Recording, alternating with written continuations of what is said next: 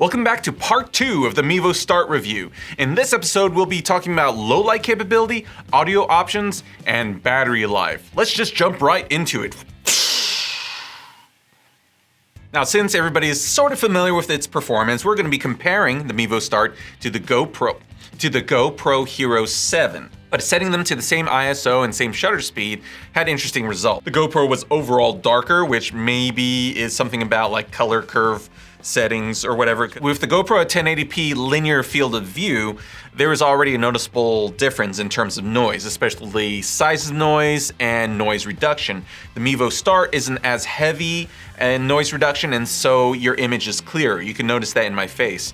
Once you go to 3200 or 6400 ISO, this is extremely pronounced, with the GoPro going crazy with color noise. So hands down, no contest, the 1080p 2.55 nanometer photo sites are gonna go killer with low light situations in streaming.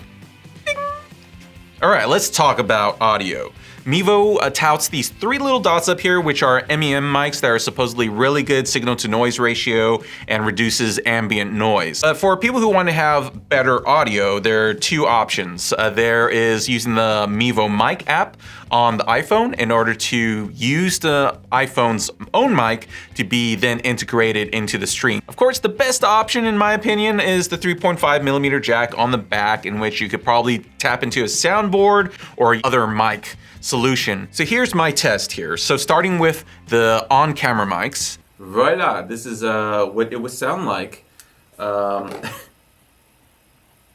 with the background noise. But actually it does look like it's not getting too much of the background noise.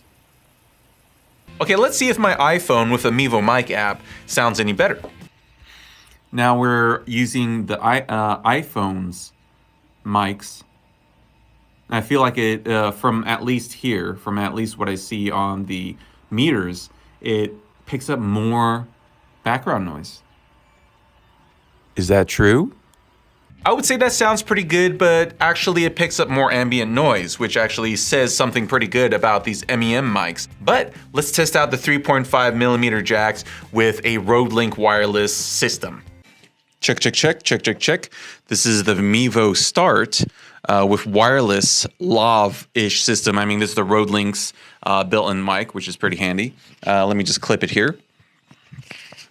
So for those that just want to really quickly get audio up and running, you could use a 3.5mm jack and get really clear audio. Yeah, even with being lazy and just using the built-in mic on the Rode Link, the 3.5mm jack is godsend from Mevo. Okay, let's talk about the killer feature of this thing, which is its battery life and what makes it kind of bricky. Now, in an unboxing video and first test, I've already confirmed that you get almost 6 hours of streaming time in 1080p onto YouTube Live. But I wanted to do more extensive testing between different resolution settings. So I started with 360p in YouTube Live and ended getting, what, 6 hours, 12 minutes? Whoa. But then looking through the footage, I realized that me pointing at nothing and then the auto house lights turning off gave the camera absolutely nothing to encode and was just being lazy. It's cheating. So looking for something constantly moving for 6 hours, I decided to point the camera at my 3D printer at work at something at all times. Exciting.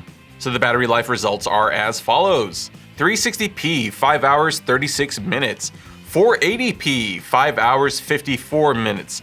720p, 5 hours, 47 minutes.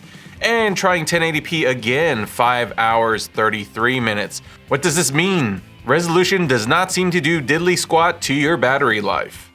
Switching platforms, Facebook Live 1080p shows 5 hours, 39 minutes. And more tests on that to come, but I expect there won't be any difference. So in actuality, I only really hit the indicated max of 6 hours when there wasn't really much at all going on the screen. But it is still almost 6 hours of battery life. That's pretty amazing, being able to just take it out without any cables powering it and running it through a whole event by just battery. For example, let's talk about a concert. That's gonna cover the whole concert just off of battery. And if you're live streaming a wedding ceremony, well, I hope there's not a 6-hour wedding ceremony out there somewhere. You can get the ceremony of a Catholic wedding and the main events of reception. That's pretty amazing. All right, now that we've peeped everything about this live streaming camera except for live streaming, in the next video, we'll be putting the live streaming stability and quality to the test. It's gonna be very, very torturific, a European medieval torture. So subscribe, please, and like this video so that, you know, I will actually make it and you'll actually see it.